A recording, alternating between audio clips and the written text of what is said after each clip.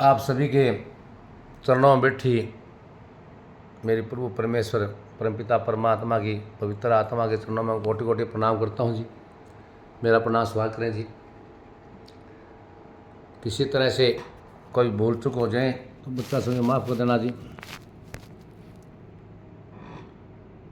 कृपा दृष्टि रखना उस मालिक को, सभी मालिक की कृपा बनी रहे। पुनः प्रणाम आप सभी को जी। आप आराम से बैठे जी। नमस्ते जी, प्रणाम जी।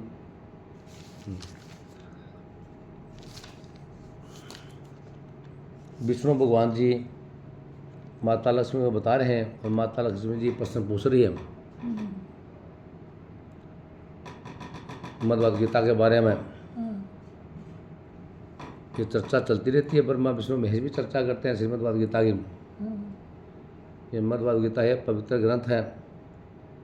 ये पूरी सृष्टि के लिए कल्याण का माध्यम है, ब्रह्मा गीता है।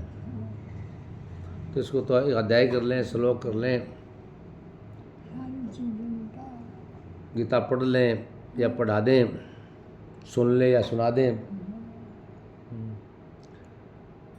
और कुछ चित्र के पाँव द्रवा आप जाओगे तो वहाँ सरोवर में बैठकर सच्चे दिल से 5 मिनट 7 मिनट स्नान करके वहीं पेड़ियों में बैठ जाएं, चाहे पेड़ियों से थोड़ा ऊपर बैठ जाएं उस तालाब के पास, अपने गुरु को याद करके, उस प्रभु परमेश्वर को याद करके।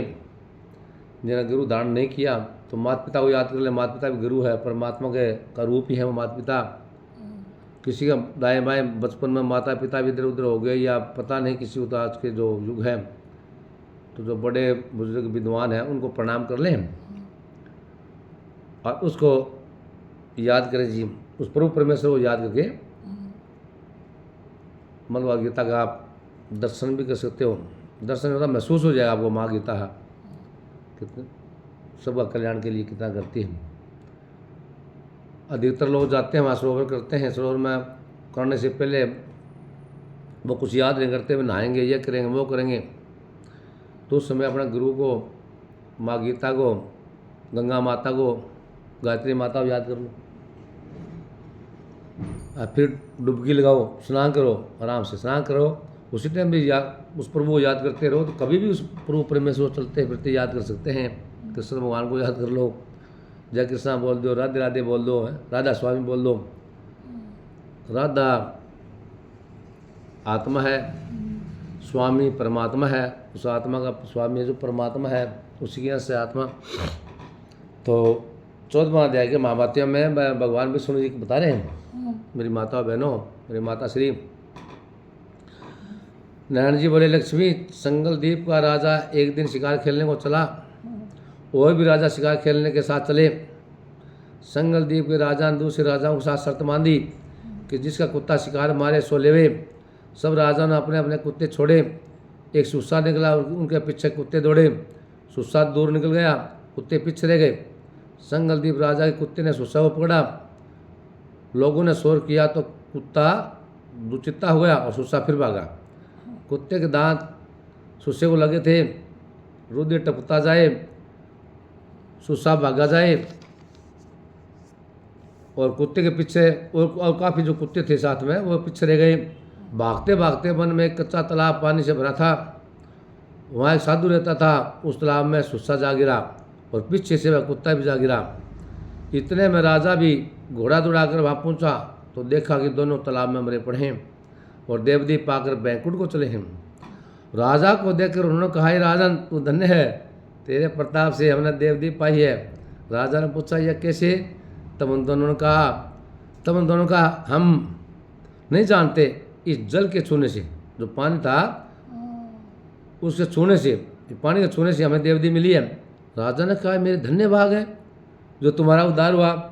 इतना कहे वह बैंकुट को गए।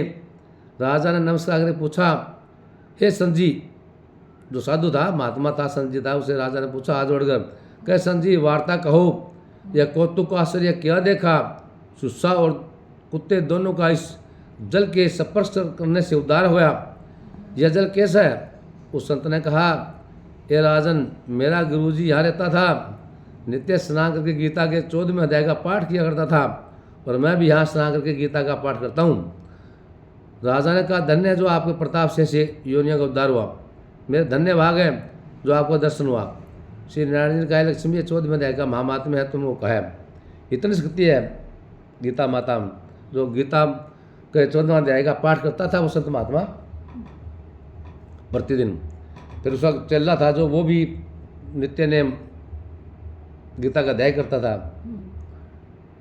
तो जल था, वो पानी जहाँ था वो बहुत पवित्र हो गया था। पवित्र जल पवित्र होता है, हमारा देवता भी है जलवायु अग्नि धरती माता आसमान। तो लेकिन वहाँ वो जो भक्ति करता था, भगवद गीता पढ़ता था, उसमें शक्ति थी, उस जल में भी, उस धरती माता में वहीं। तो वहाँ पहुँचने से वो सुसार कुत्ता दोनों का कल्याण हो गया उन योनियों का। प्रभु परमेश्वर की माया है, कल्याण कैसे हो जाए? जब 184 योनि है तो कब उस प्रभु परमेश्वर की कृपा हो जाए, उन संतों की कृपा हो जाए, महात्मा की कृपा हो जाए।